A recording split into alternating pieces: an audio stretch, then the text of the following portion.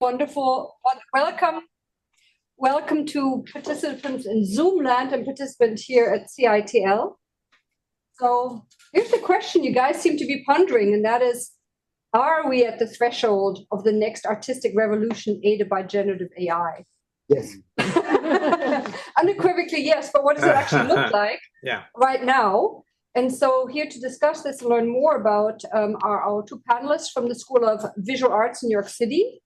And I'm glad that you will share how generative AI has expanded your artistic vocabulary and practices. So let me introduce you briefly, and I will later also post your bios in the chat. So just abbreviated, Terence Mason is the chair of MFA Computer Arts and director of the Graduate Center at the School of Visual Arts in New York City. He has over 3 decades of broad experience in education leadership, including extensive degree in curriculum development. I bet that's fun, but also focusing on collaborative innovation and creative technologies. His professional background includes tours at Industrial Light and Magic, is a founding member of Digital Domain, animation consultant at Sony ImageWorks, director of photography at DreamWorks, and image engineering supervisor at the Trombone Company. There's probably, maybe if we have students listening in right now, they're like, I want to be that person. I want to have that kind of career. So our job is to help them get on the track to achieve at least some of what you have achieved, Terence. So Anthony Giacchino is an Oscar-winning documentary filmmaker whose work is grounded in history, memory, and the recovery of overlooked stories. And we had the pleasure wasn't it a bit more than half a year ago in the fall semester of seeing some of your work and understanding a little bit about what your approach is, and it's still a good memory for me. He has made films on subjects that often attract myth-making, let us just say Kennedy assassination or what really happened at Pearl Harbor. But his work is always rooted in archival research, first-hand testimony, and a clear commitment to historical rigor over sensationalism, and let me say, conspiracy theories. His work has also received a Primetime Emmy Award, and he currently serves on the MFA Computer Arts faculty at the School of Visual Arts in New York City. So here you are today to showcase your art and decades of interdisciplinary experience and concerning the future of your fields, which is also some of the participants' field, both from a professional perspective, but also from an academic perspective. So you're just a great fit for what we're also trying to do here at the University of Illinois. And thanks again for coming. And really looking forward to it. Yes. So I will kick it off. Thank you very much with screen sharing here. I do not have any audio. So let's see, we'll do screen 2, we'll share. And we'll do view. Everybody see that? Yes. Excellent.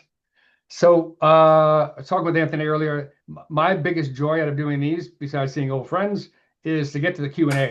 So I'm going to speed through some context, what I bring to the department and to my lecturing and the topic at hand, just so we can get to hear Anthony talk about some really specific use cases that I've been fascinating by to see how he's evolved in his teaching pedagogy over the last 2 years. So I'm gonna get started. So thank you, first of all, to Michelle and Jamie and everybody in the room. Really appreciate it. We have a long relationship on many different levels that I'm very grateful for. So thank you for asking us today. So I am at the School of Visual Arts, as is Anthony, specifically the MFA Computer Arts Department. It's a 2-year MFA. And this is the only text that I will actually read in this presentation. I don't do that normally, but I just want to linger on this for a second. This is our official department policy at SVA, MFA Computer Arts, just the department policy now, not the broader school. But basically, in short, and I made it short on purpose, is we actively encourage the research, experimentation, and use of these tools by our students in collaborations with their instructor and congruent with our academic integrity policy. That pretty much covers it all. So I'm very pro this, as you will find out shortly. So again, context. What am I bringing to this? About 35 years working in production before the last. I guess it's been almost 15 years overlapping with higher ed. And so this is my context. So using whatever the latest tool is, in many cases, inventing tools that didn't exist in the early 90s, which I'll talk a little bit about later, for visual effects. So computer graphics is my thing. Computer graphics is what I'm all about. Live action visual effects, video games, part of the Xbox launch, feature animated film, short animated film, launched South Park in '96. So very broadly speaking, making pixels by whatever tools are at hand. And I love the phrase, the best tools you could possibly have to do your art is whatever you have in hand. So it evolves greatly. So I always include a couple of slides in these talks that I do about AI. I really, really, really beg you, implore you to get this book, read it from cover to cover. It really transformed my life. It's probably at least 20 years ago now, but it was very controversial at the time. The short version of David Hockney's treatise is, of course, artists throughout the millennia have always embraced the latest technologies to aid their art, because it's rare that an artist really loves the tedious part of the process. Although part of the joy is the process. So camera obscura, mirrors, pinhole cameras, things like that, back in the Grandmaster. So I highly recommend this book. And then jumping 500 years more to the modern times, in the mid to late 1800s, when photography was transforming the artistic world. Everyone's probably familiar with this quote now by Henrietta. Photography was going to be putting painters out of work. Who would paint a landscape or paint a portrait now that you could just use this technology to cheat and put artists out of work? So that was 1901.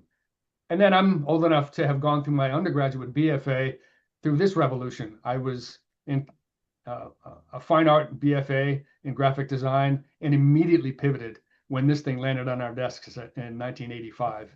And that just, again, was going to completely decimate an industry, replace graphic designers everywhere with these tools, which of course didn't happen. Quite the contrary, the industry exploded. And speaking of more context, I think in our introduction, we talked about AI being the next revolution or evolution of artistic. It's next because there's been many prior. I was very fortunate to be at Industrial Light and Magic, George Lucas's visual effects company, starting in 1991. And that transformation then was going from making visual effects like this is USA Whiskey painting with, yes, real paint, matte painting for Hook, for Steven Spielberg's Neverland sequence. So that transformed and worked closely hand in hand with us digital geeks in this. So, and you can also see what other film we were starting to do some pre-production on in 1991. But the point was being at the very tip of the spear, the very pinnacle of technical artistic geniuses around, to be part of that crowd, and just, again, invent some of this technology and ride that wave to do things we'd never seen before, which is another theme that I have about today's AI. And then likewise, transitioning to, we talked about, mentioned curriculum development, something I love very, very much.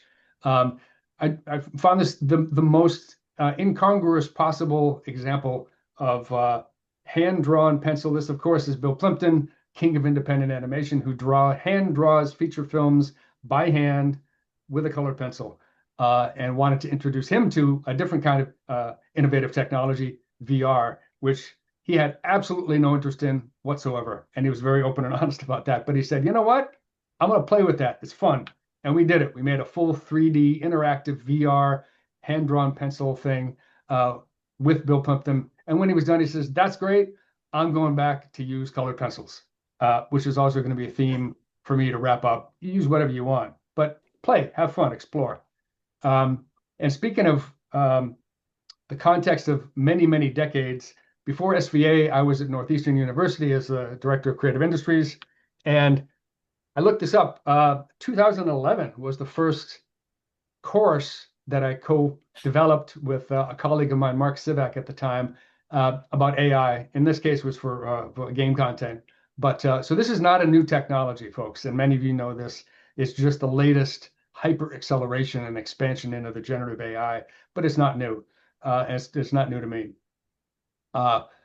More recently, we're going to hear in a couple of minutes from Anthony about his course, AI in Filmmaking, which I'm incredibly grateful for, to have his partnership and inviting him in to explore this with me and with our students. And it's in second year now, extremely successful, over-enrolled. But we have a number of other courses. I won't go into this. You can ask questions about it. We've got a high-end, basically a TD course with Comfy UI with Michael Gold. And we've also got a brand new course that's going to roll out in the fall by a friend of yours, a friend of mine, Miss Rochelle Glore, my new wife. I'll drop that. Very excited. But she's a brilliant young woman, brilliant researcher, and we're very lucky to have her. This is going to be a very broad introduction across ethics and use and sustainability. So I'm going to wrap up by just some use cases. And we'll listen to Anthony and then dive into that question and answer. So, so again, our students have proactively come into the classroom with these tools at hand on their own for going back 3 or 4 years now. This was many years ago, at least 3 or 4 years ago now, and they came in and they basically use it to brainstorm, to use it as an art department.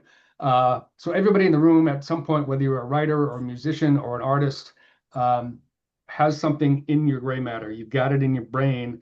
And the beauty about some technologies like this is it gets you out of your head and onto the paper or onto the screen to iterate, to share, to then put aside and say, great, I've been inspired. Now I'm going to do my own art. Now I'm going to continue to be artist driven. And these are a couple of examples of that kind of work. Students came in the beginning of my semester, teaching thesis at the time, and I was blown away. I was absolutely, this was a Stable Diffusion back at the time, and I kind of guessed at what the keywords were for this.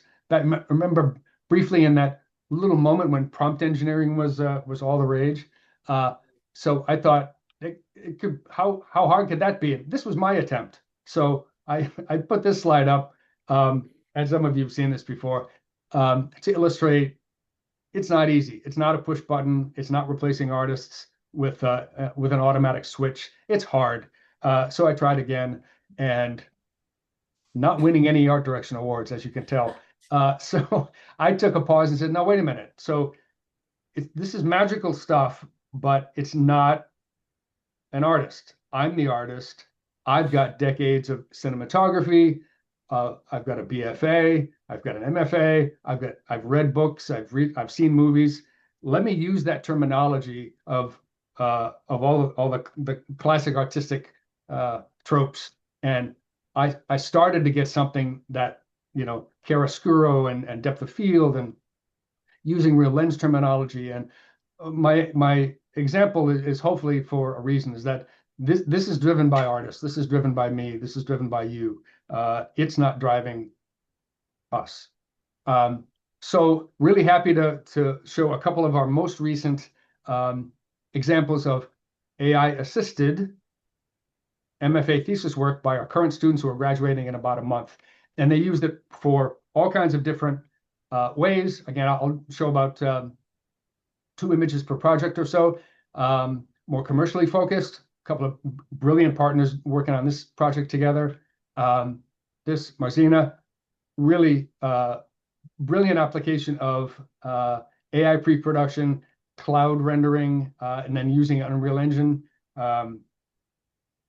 And her thesis, really just beautiful. I hope you get to see this, all of these works when they're premiering. Alexia, in a much bigger context of developing a tool that's an interactive installation to help artists express themselves. And this is also going to be in our exhibition in the spring. Brilliant young woman again. And again, another partnership with more of a music video theme. So I love just the broad range of how our students are using this, again, to assist their creative process and push them to higher levels quicker, accelerate that process. And that's it for me. I told you I was going to go really fast, but I love this slide.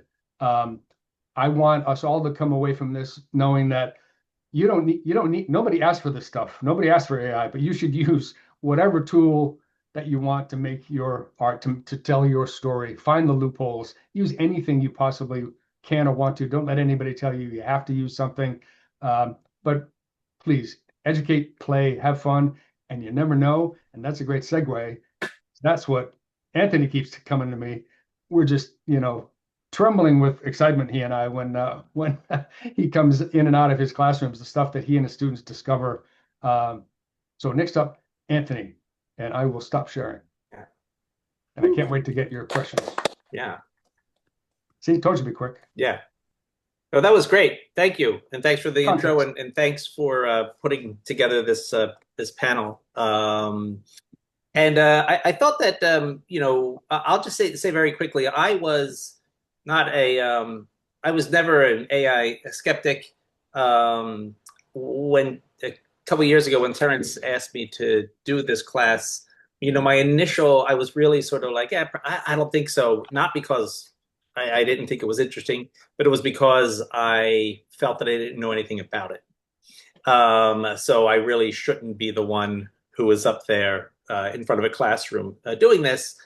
But then, Terrence memorably said, well, no, that actually makes you the perfect person because, the students don't know anything about it either. And you could use this as a real opportunity to think of it as a sandbox, right? What could you do together? So, that was the spirit that the class was created in, and that's what we did. And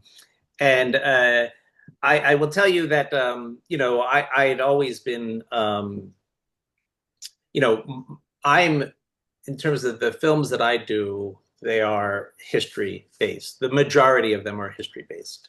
One thing that I've always wanted in my life, since I was a kid, was to be able to time travel, right? And I think that is part of the reason why I loved history so much, and part of the reason why I initially was on a track. I thought, I wanted to be a history professor, but it's too long to describe why that didn't happen. But anyway, here I am in documentary filmmaking, which is kind of adjacent, I think, to, especially with the types of things that I do with history.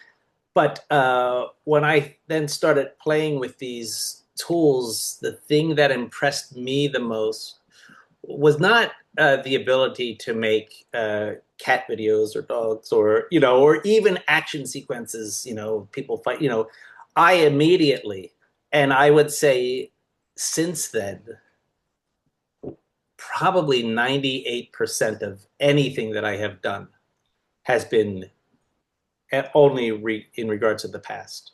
I don't really do anything that is modern day image generation. It's constantly for me, in the past, because I really feel like this has become my own personal time travel, machine. I'm a huge Back to the Future fan, and I just thought this is like Doc Brown handed me this amazing tool. And we can talk about this because, part of me thought like, oh, this is how everybody's going to relate to this. Everyone's going to be as excited. And obviously, that's not how everyone reacts to it or has used it. But that's how I use it. So I just want to, I'll just show you like a 1 minute, it's about 1 minute or a minute and a half video of a project that I'm working on right now. And I think I showed part of this last time that I was there, but this is actually a new version of that because I did a version of this in June of last year, and the technology has changed so much that I felt that I needed to reshoot the whole thing, and I did. And I'm just going to show you the very beginning of it. I'm not going to do a compare and contrast between them. That's maybe for another time. That could be interesting, but not today. And the reason I want to show this to you is because most of my examples will follow from that. So I am optimized for video and sound. This is a story about a turn-of-the-century Italian detective named Joe Petrosino. He is interviewing a prisoner in Sing Sing. That's really all the context you need, but I just really want you to see it before I just give you the behind the scenes stuff. So let us just take a look.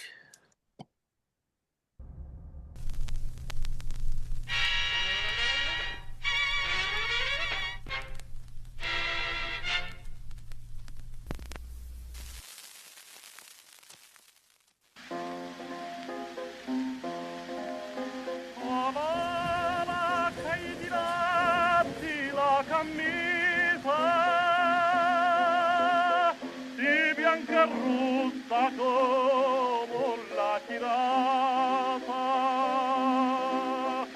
quando t'abbacci fai la bucarrita via tu coi te ballo primo vaso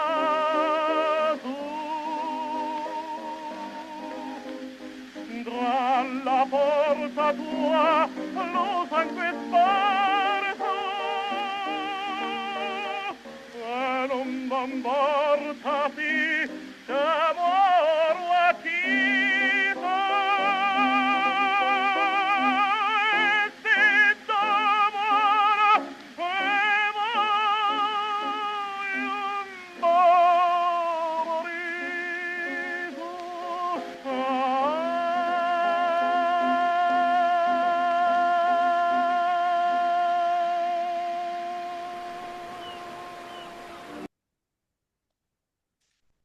Okay, that is that. Is it still playing? Where the heck is this playing? Hold on one sec. Beautiful, Anthony.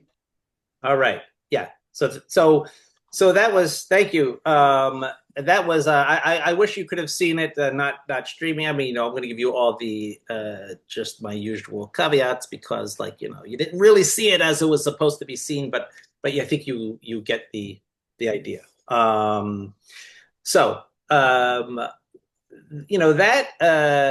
is a lead into just some of the, hold on, because I am on two different things. Hold on. Here we go. Okay, so sharing. And I'm going to put this in the slide. So what I have, what I basically want to say, everyone can see this, right? Is that, I was excited about this technology, but I didn't want, it wasn't like I'm going to headline necessarily the technology, but I was curious once I was playing around with it, whether it could, as I say here, like extend the documentary practice, right?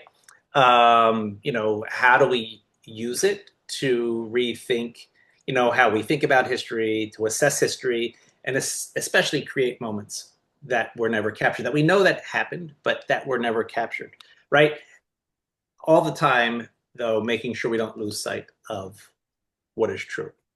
And over, the last year and a half, 2 years, it's just, to me, I found that it is the most powerful when it's, you're not just sort of throwing out prompts. You're not, you certainly could, and you could create probably a believable world from 1903, but I think it's actually really best used when you're in dialogue with real archival research, right?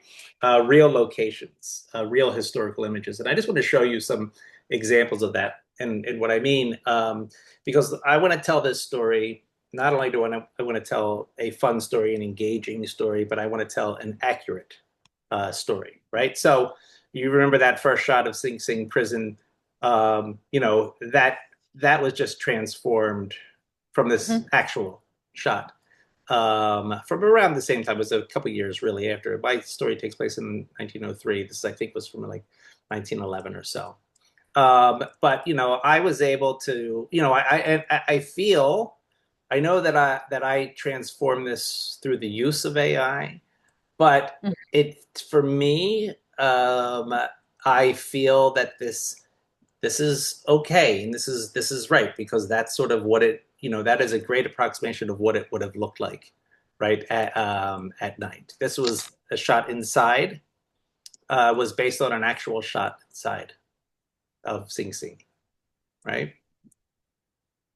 The shot of the man in the picture who ends up as the murder victim, right, is based on actual photographs of him. There's our hero, Joe Petrosino. I've gone through, and and I have him throughout the ages. You'll see, but this is an actual photo of him in 1909, and this is what I use to create my character. Okay, this is him from 1882, right? And so we could talk a little bit about this in the Q&A if you want, but depending on what my scene is, I might need him at a profile view or 3/4, and it's always best to like if you only had a shot of your character like this, a real image, it's very difficult to get this image from that, right? So the best thing I've always done is getting your front image and then creating, before I go into any prompting, I create the character, and that's him from 1895. And another thing I do, and you didn't see this, but I actually go back and I love going through original photographs. From the time I have this has been sitting on my desk. This is like from 1909, this book, and I'm about to sort of go through and scan all of these images. These are all cityscapes, New York City from 1909, and here's like an example of that. This is taken. That's the Brooklyn Bridge, right? It's taken from actually up here. That building doesn't exist anymore, but you can see there are these little trams here. People could walk over the Brooklyn Bridge. That's looking towards Manhattan. And so using the actual image, I'm able to create this, and I feel that by putting those two images together, we're really seeing New York City from this time period, right? So that's how we experience New York City in my story. This is an image from, this is created by me, but this is an image from inside a butcher shop, where Petrosino says in that opening, he went to Stanton Street looking for something. He found death. Well, this is the butcher shop where he was killed, that man. So I have the scene where Petrosino is sort of outside after the murder, looking in to the butcher shop window. Now, the thing is, that butcher shop, that building doesn't exist anymore. But those buildings, but I've been able to reconstruct it through old photographs of the building. But without having to put you through that process, I just want to tell you that those buildings behind him are the actual photos. The buildings that would have been behind him. This is an actual photograph from the New York City Municipal Archives of Stanton Street, because I was like, oh, I would love to get this angle, right? But I don't want to do it unless I know what those buildings really were behind him. So I was able to dig up this shot of the buildings across from Stanton Street, the butcher shop. But the problem for me was, well, it's not really the angle I want. So I'm able to, again, through the use of AI, I sort of, I'm changing the camera angle. And I'm removing the, because this photograph was taken in 1939. I need 1903. So I can't really have, any of the signage on there. So I remove that. And then I know it's going to be nighttime. I sort of get period accurate lamps. And then I put them behind him. I sort of layer behind it. And there's a lot of Photoshop work going on here too, right? So it's, for me, it's like, it's Nano Banana, it's real archival Nano Banana Photoshop is sort of how I'm putting these together. Now, I was able to do that because I had the buildings. But the question is, like, what do you do when you don't have the photograph, right? If I'm, really want to base my stuff on photographs from New York City, well, this is 11th Street near Avenue D. Today, it's just none of this is here. And in fact, in 1939, where I got this image, when they photographed every building in New York City during the Depression as part of a tax appraisal, effort. This Taxes are a good thing. Yeah, 11th and D was already had already been knocked down, so I didn't have images. So I did find one photograph of the street where the man was found, his body was found, and I went back and I got fire insurance maps from 1903, so I could say, okay, well, he was found right here in front of 743. At least I have that kind of evidence. So I have this. You see, this is this large gas holder here. You can see that's what this is, you know. And then I went through and did something crazy because I am not a Blender artist, but ChatGPT taught me the very basics, right? I just installed Blender and I went through, you know, and I laid these maps down and was able to build sort of a really, really rough 3D model. It's not great, but because the thing is, I wanted to be able to put a camera in different places and get the angles that I wanted, you know, and then I was able to sort of then work and say, okay, so that's approximately what these buildings look like. Plus, I was working with these images here, right? Which then goes to here, which then has, and happens later in the episode with the woman who discovers the body. And then, of course, you know, I was just kind of trying stuff like overhead shots, which if you kind of toggle between these, I think look, you know, pretty good. But of course, I wanted mine at nighttime. It should be black and white. Another example, this is an actual shot of the Bowery in New York City. I have a scene that happens on the Bowery because there was an arrest made of the people who committed the murder. But the arrest happened at night, so I was able to, you know, I was able to sort of create a night version of it. But the thing is that the arrest actually happened in front of this place, the Miners Theater, which does not exist today because of a fire in the 1920s. So I thought, well, I want to recreate the Miners Theater. It's on the Bowery, and you see this is an elevated train. So I looked for elevated train photos and how close they were to the, you know, how much sidewalk people had and how close it was to the buildings. You know, I went to my maps again, to the 1903 insurance maps, just to have the real layout. And I sort of use this as this is the look I want, the night version, you know, and then you don't have to read all of this. It's being recorded, so you can pause and look at it sometime in the future. But really, you know, came up with this shot. Wow. Yeah, but right there, I had to get rid of that because it kind of stole that from that other shot. So I go in and I sort of really look at the pictures and like, well, that stuff wasn't supposed to be there, and I can kind of paint that out. But you know, there it is, the Miners Theater, and I thought it did a pretty amazing job. Now, one thing that's really cool, and I didn't ask for this, but you see this, it says Hotel Cigar Factory. You know, I was like, wait, why did it do that? And then I'm looking here and it says Cigar Factory on the map, you know, in the hotel. So it really looked at that stuff and then included it, you know, in here. And even this little placard here, which I really love, it took it right from there. Again, you know, I didn't ask for that, but it dropped it in there. So that's really exciting to me. So much so that, you know, I even had to create an image of myself from when I was like 20 years old as the person actually going back there and doing this. And the last thing I just want to show you is, and this is could be sort of vulnerable for me because I am not an actor.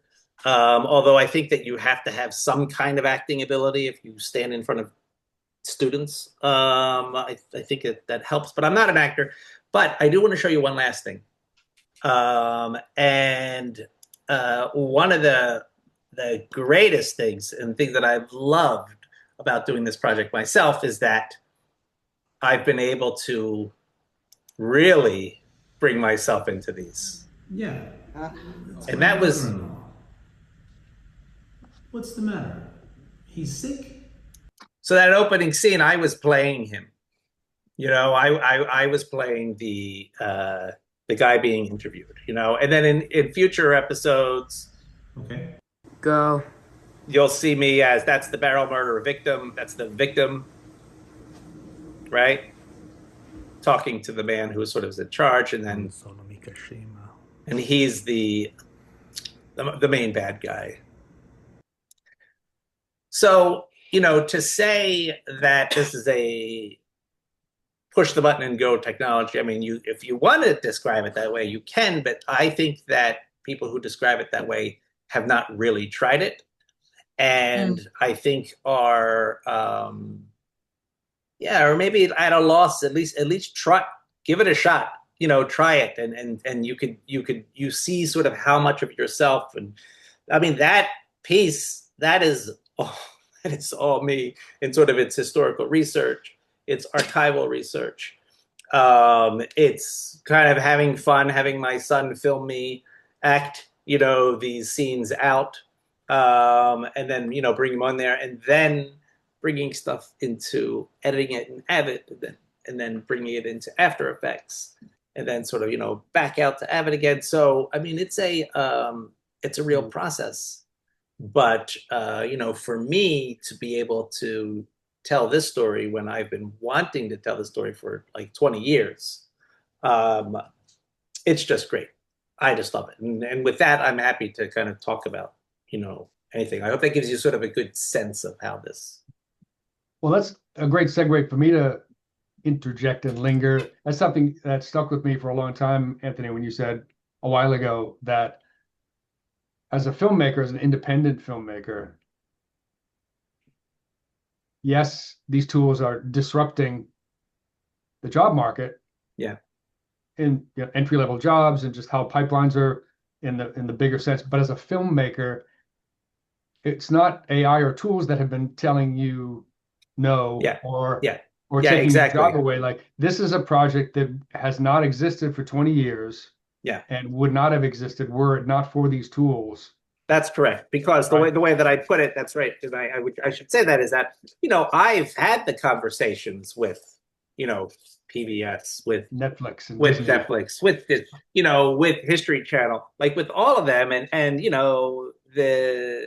the gatekeepers there were like, well, no, this, that, right? And I've come around to start thinking about this question about AI taking your job and saying, well, wait a minute, they took my job.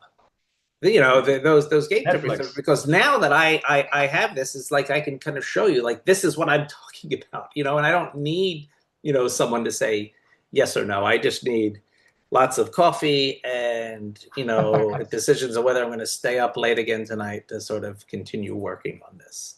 But I get it out into the world, I definitely will. Yeah. Yeah. Anyone in our live audience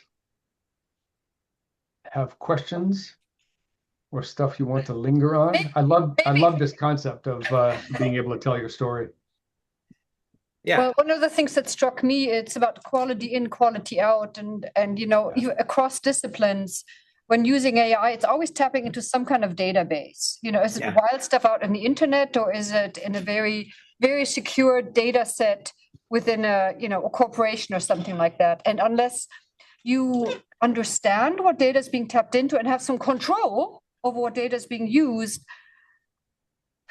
you can't really guarantee for much. And I see you as being very much in control and being very creative with the tool. I mean, others would say, wow, what you can do with a brush. Essentially, Anthony, you're doing stuff with AI, but it's your creativity that shines through all of it. It's really expert use in the tool. Plus, you bring skills to the kind of film you just showed us in terms of, well, how do you do proper research? You said you want to documentation is about the truth. And I think those are also skills that apply across disciplines.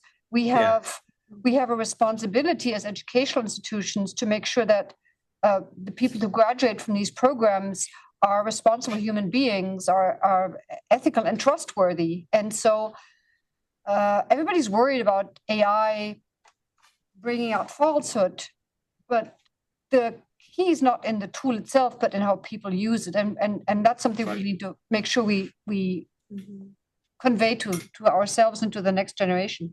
Yeah, I agree. And I would also, just to add on to that,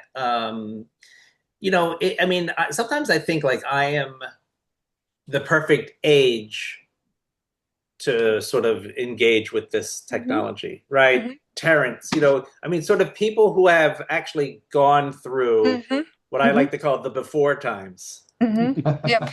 It's, because, we already have that training, right? In terms of story, in terms, just all of that research and all. And my concern is for the younger people who have not, and so will they, and you can't blame them, and you can't necessarily count on them to say, well, I need to do it a certain way before I step into this, because it's here.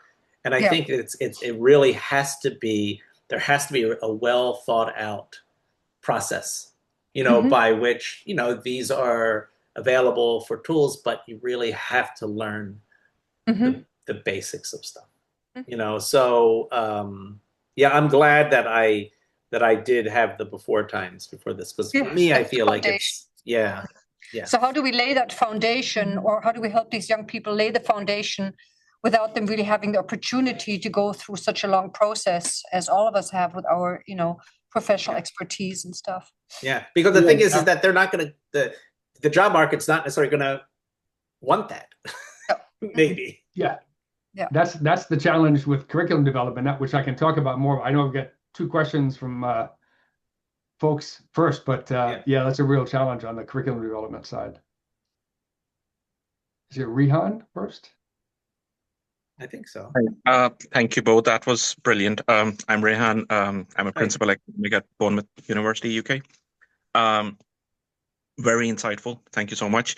Great just pick a little bit on the workflow, Anthony, because I'm myself interested in the documentary side and what it can bring, and how it can be used to fill elements that you might not have captured potentially in war zones and such. So one of the things. Well, I'm sorry. What you have more another question or so? I really love that shot from the butcher's shop window. Yeah. I was just wondering how you actually layered it. So did you build up the models behind first? What was your process? So on that. Sorry, I don't. I'll just go back to. I'll show you at least the shot.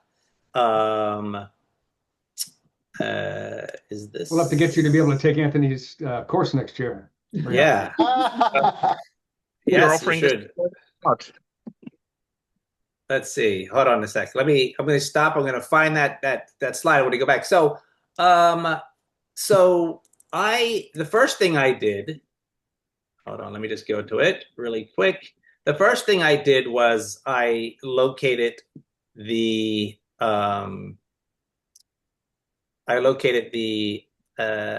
sorry guys.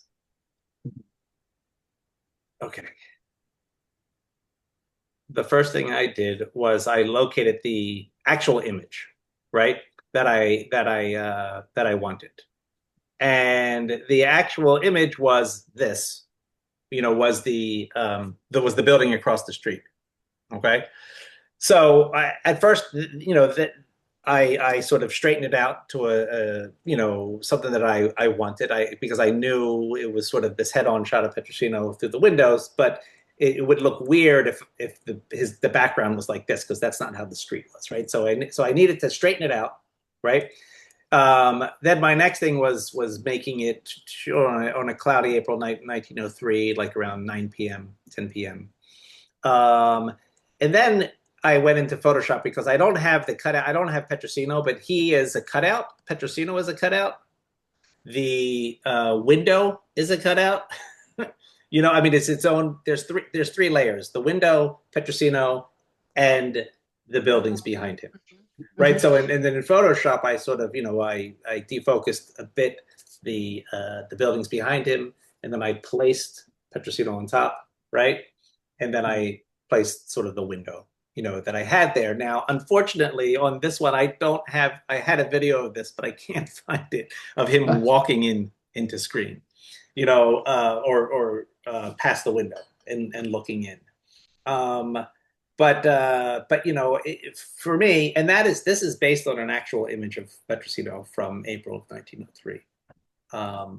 So Anthony, if I could say, this is also very typical, Rehan, about how many of our students work, because we have a fairly typical compositing pipeline. We use Nuke, and many of the student examples you saw, some were fully generated, but others backgrounds were developed. Different elements in a depth sense with characters, midground, set dressing, backgrounds, that kind of thing.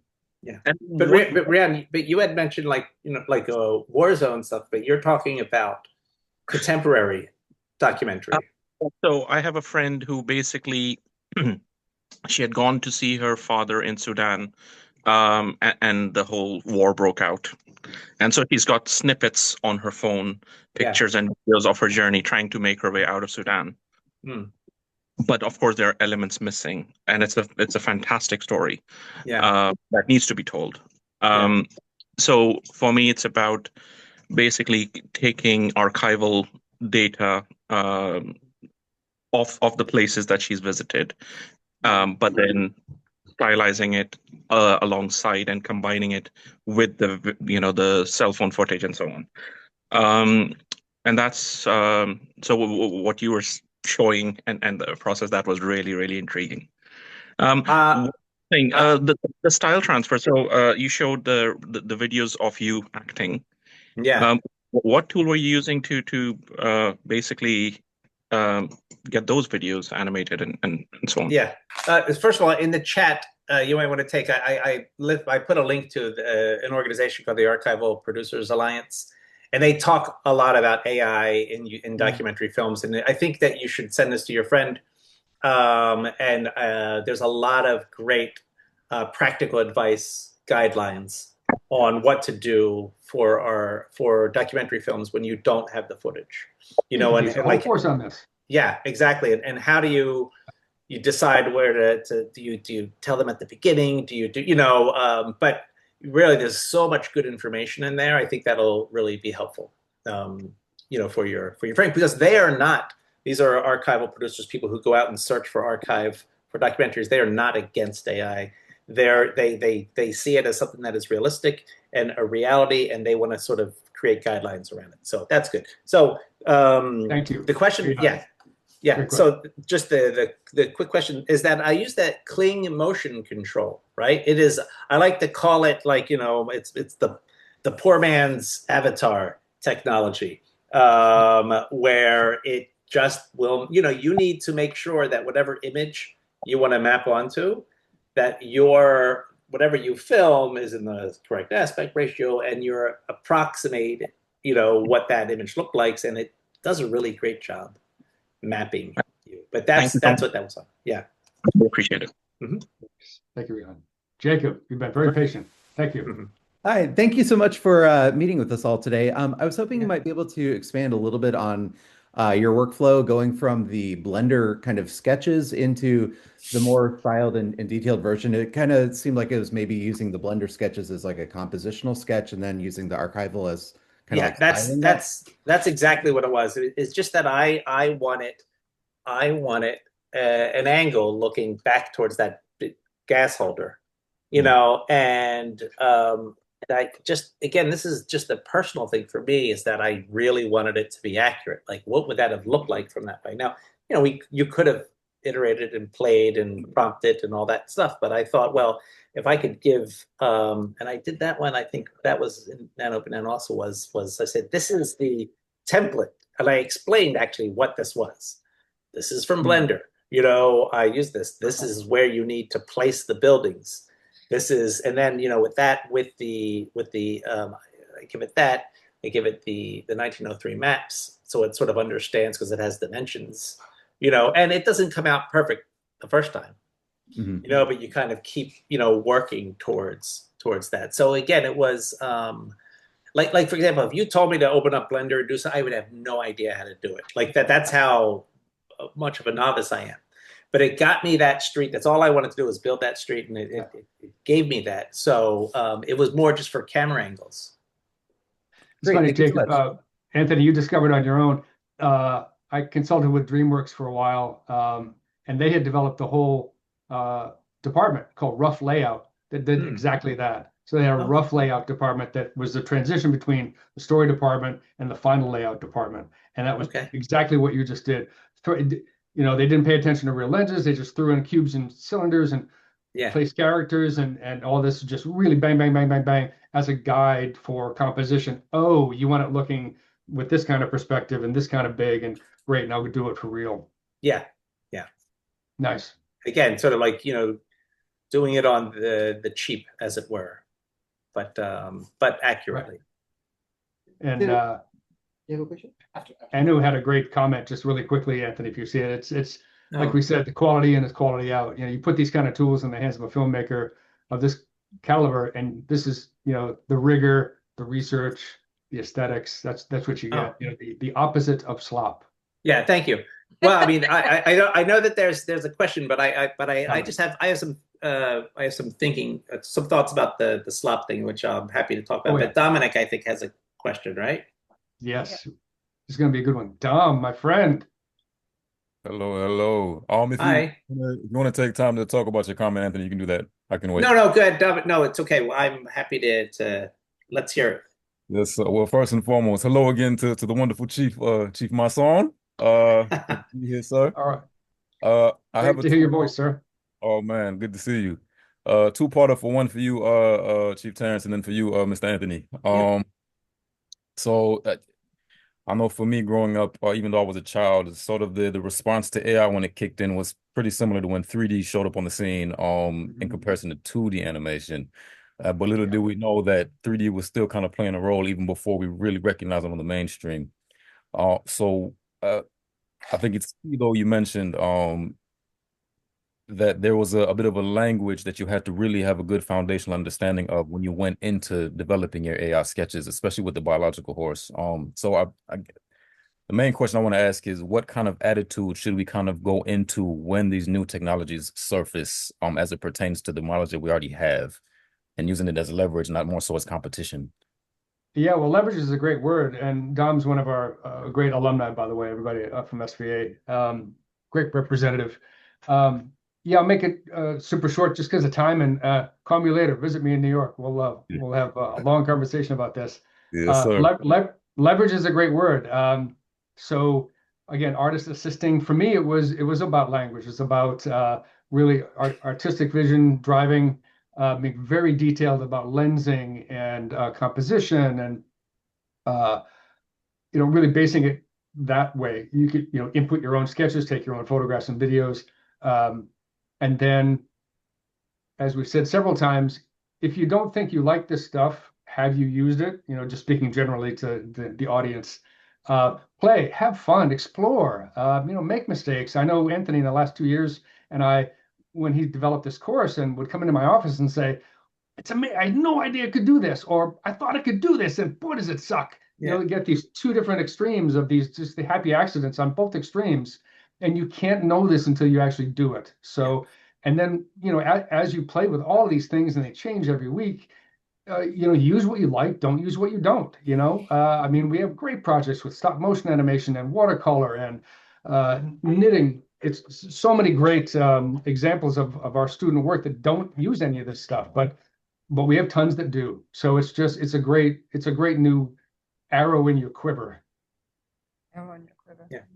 Nice. And then quick follow-up for you, Anthony. So I noticed you were developing a documentary, right? So you're using people that already existed or have existed. What are some of the ethical frameworks, if any, that you kind of guard yourself against as it pertains to AI? Because even in academia, we have to have ethics in terms of plagiarisms, X, Y, and Z. You're actually using so how do you kind of self? Well, I mean, you know, one of the things, and that is a great question, and I kind of feel I might answer you differently if I was doing a project from, like, let's say 1985 versus 1903, right?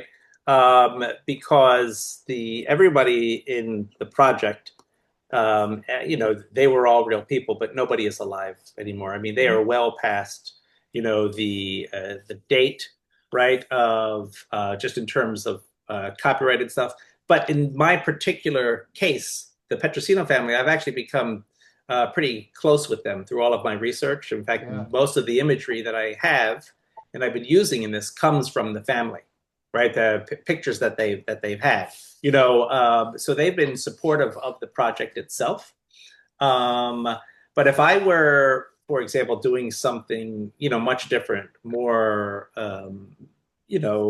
up to date with people who are still living, it would be a completely, different conversation, right? I do think that there would have to be consent from living people. I mean, just like you would do in any documentary. I mean, to me, just like I would go down to Stanton Street to find that where the butcher shop was for a documentary that I would have done 10 years ago, I still go down there today for this particular version of the documentary using AI. So, I mean, I would absolutely get the consent and releases and all of that stuff from anybody that I was filming. I mean, it kind of, just because the technology is changing, the ethics, right, sort of, and the legal necessity of making sure you get the story should not change at all. It should just be the same thing, and we just say the new arrow in our quiver. Nice. Thank you both. I appreciate it. Yeah, thank you. Hear your voice. Well, yeah, I just had a Terence. I'm curious about hearing about what you're going to say about curriculum development. Oh, you broke up a little bit there. Did you mention Michelle talking about curriculum? Yeah. You obviously were excited about talking about curriculum development and some of the challenges. Can you share your? Yeah, absolutely. Specifically, we talked about the disruptions that are going on in production, in animation production, visual effects production, advertising agency work here in the city. Almost quite different than an independent filmmaker context. So for teaching, we will never ever, as long as I'm chair, give up the fundamentals. So you get a BFA. Obviously, it's different at a level of an MFA, but color theory, composition, lensing, photography, storytelling, storyboarding. I mean, you go on and on, life drawing. There's just a massive, as Anthony said, at our age, we have a lot of that life experience to bring to it. And that's something we still have to teach. That's not going away. I don't ever imagine a day where, college means, showing up and pressing buttons and making things. That's slop. I try to remind people of YouTube when YouTube hit, 90% of the stuff on YouTube was junk. It was just because people were just pressing the button and just posting whatever they want. So how do we change how we teach the pedagogy, right? The learning objectives.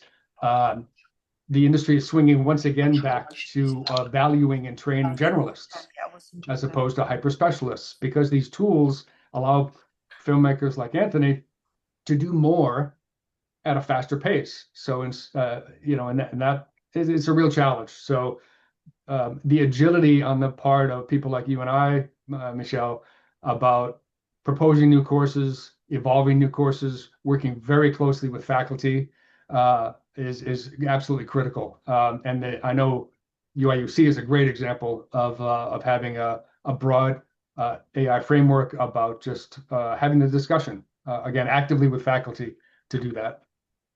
And I just want to just say the thing about the AI slop thing. These are just personal, thoughts about this. But my son, who is going into high school next year, he's going to be going to the High School of Art and Design here in New York City.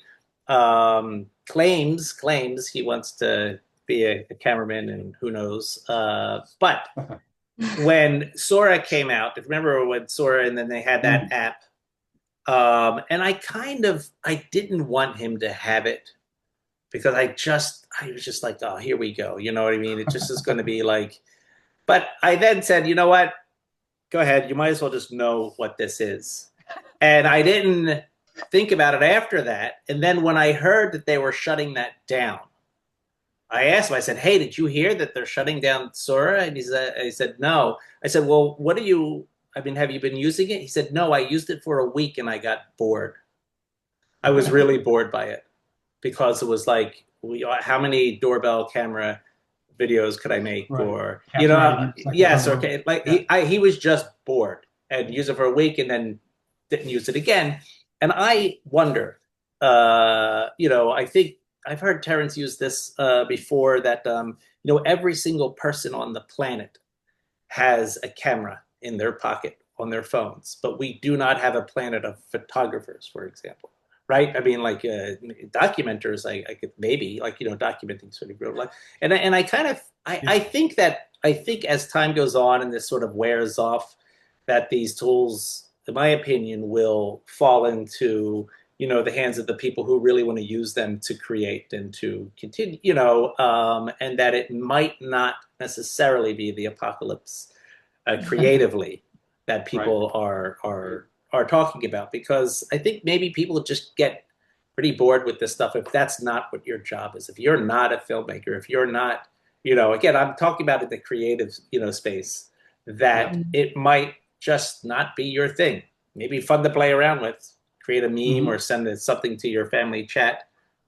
But again, that's maybe my rosy, view of it. But I just have a feeling about that. Yeah, I agree. So do you think that the importance is really to perhaps teach our students to be adaptive? In other words, not be afraid of learning a tool and then relearning a different tool, unlearning. Okay, more than teaching the tools themselves, right? Is that a fair statement? Oh, absolutely. Yeah, especially at the graduate level. I mean, famously, I say we don't teach tools in my department. We teach story. We teach storytelling. We help manifest the art out of the brains. And even this is my 10th year starting as chair in the fall. I can't tell you how many iterations of software we've been through. Mental Ray, RenderMan, Redshift, Octane, it's the flavor of the month. It's just whatever you want to use, and use it all and decide what you like. Yeah. And one last comment, and I know we're out of time, but in the fall last year, we had Terrence and Anthony, part 1. Today we have Anthony and Terrence, part 2. And we hope to have Terrence and Anthony, part 3 in the fall semester. Yeah. Yes. Okay. Good. Oh, I hope so. And here on campus. Absolutely, and then hopefully, then you can. Rochelle is here. Hi, Rochelle. You can experience sort of some of the work the way it's supposed to be. Okay. There we go. Yes, but it's been great. It's been fun. Talking about this. It always is, and. I'm not against skeptics or people who sort of don't want to, but I just would encourage you just to try it, because I feel like if you haven't tried it yet and you're criticizing it, I think you're doing yourself a disservice, because you can criticize it better if you actually have been playing with it. Yeah, very true. Yeah, closing 15 seconds. I mean, in an academic context, in the broadest sense, it's just we would be negligent as educators if we were not actively engaging in these conversations. We're certainly doing it at SVA. You're certainly doing it at UIC. You're a great example. Again, just educate yourselves, students. We have the tiny, very, very vocal, very passionate 1% of students who thinks this is the Antichrist and it's the end of civilization and the most evil thing. And how dare we even suggest that we're going to teach this in a hallowed institution of SVA. And it's quite the opposite. If we didn't, we'd be negligent. So thank you for facilitating this conversation, and I look forward to part 3. Yeah, part 3 soon to come. Great. Thanks a lot. All right. Thank you, everybody. Thank you. Thank you.